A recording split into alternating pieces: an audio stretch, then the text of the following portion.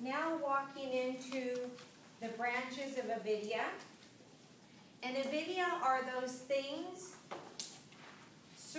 those are those thoughts and attitudes that we have inside of us that act like a big, gigantic oak tree, right? Has anybody ever seen a big, gigantic oak tree? Yeah? They're pretty big, yes? They're pretty big, and those oak trees, what they do is if it's in our path, it'll knock us right off our path, right? And so what happens is with avidya, it's a symbolism of a tree because it's got branches, and each branch has a different blockage, attitude, whatever it is that's blocking us from being all that we can be, from being all that we want to be, and from being the person we really wish we could be, right? So Asmita actually means, in Sanskrit, it translates to mean many different things, but the essence of it is that it translates to mean the ego. And we're talking about that part of ourselves that is fired up when we compare ourselves to other people. When we compare ourselves and try to use the other person as a stepping stone for getting up there, right? And all these branches of avidya, they cloud our perception. They stop us from really learning what we need to learn. How many times don't we actually look at somebody who's talking, and rather than listening, what's blocking us is our perception of that person? Like, oh, she's all that. And as soon as you say, oh, she's all that, or oh, he's all that, or he thinks he's this, or he thinks he's God, you don't really listen to what they say because your perception now has shut you down. So all you're doing is hearing. You hear noise coming from his mouth or her mouth. But you're not really listening. You're not absorbing that in that conversation, right? And so we have to become aware. And through our yoga practice, we become aware of the fact that we're falling into asmita. And when we become aware, we can shake ourselves off and let go of that branch. We can let go of it. And any time that you find yourself thinking, I'm better than she is, than he is, because whatever it is, I am right, I'm right, because I know. Have we ever used that sentence?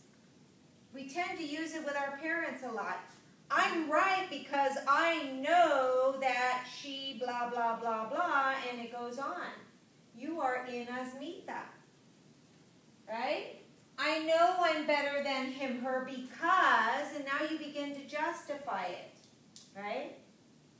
So you begin to justify it and realize that you're going down the path of ego. And the longer you go down that path of ego, the further away from God or your inner source or your true source that you're getting, right? The more that you become aware of that, the more you can then shorten it up and squeeze it out, right? I am the best. Now, this is not an affirmation to help you, but when you say, I'm the best because I know it all, just because, right? I'm the best. I'm the best there is. I'm the best because I'm comparing myself to everybody else, right?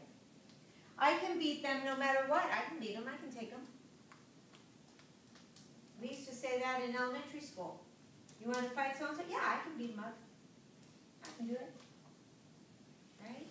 Anytime that you feel any thought, feeling of superiority, of being superiority,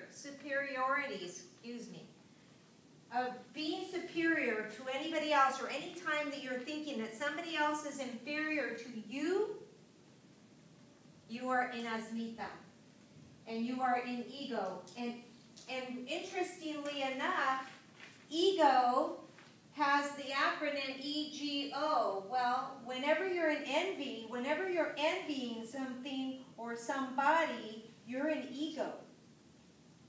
Because that means that you are in that unclear perception that you think that there isn't enough to go around for everybody.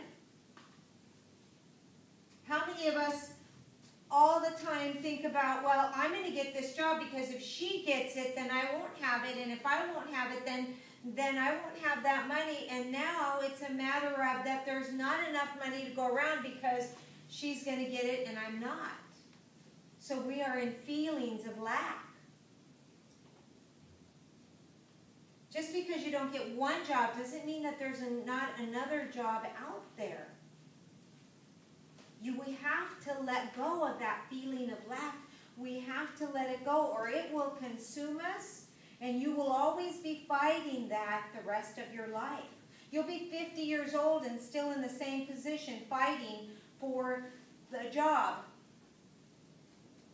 Right? So we've got to let that go. When you're in greed, you're in envy, you're in greed, it's the same thing. You're greedy. You're greedy. We're greedy with our knowledge. We're greedy with our person. We're greedy with our love. We're greedy with... Why? No, I'm not going to love him. I'm not going to tell him I love him because then he'll step all over me and abuse me and hurt my feelings. Well, you know what? Hurt feelings heal. And you know, there's a saying that says, it's better to have loved and lost than never to have loved at all.